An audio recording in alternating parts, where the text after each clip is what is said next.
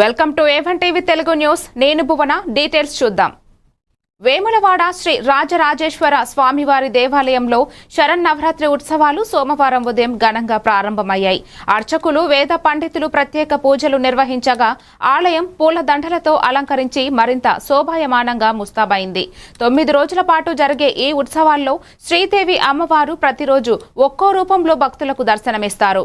ప్రతి సంవత్సరం వైభవంగా జరిగే ఈ వేడుకలకు వేలాది మంది భక్తులు హాజరై అమ్మవారి ఆశీర్వాదం పొందుతారు.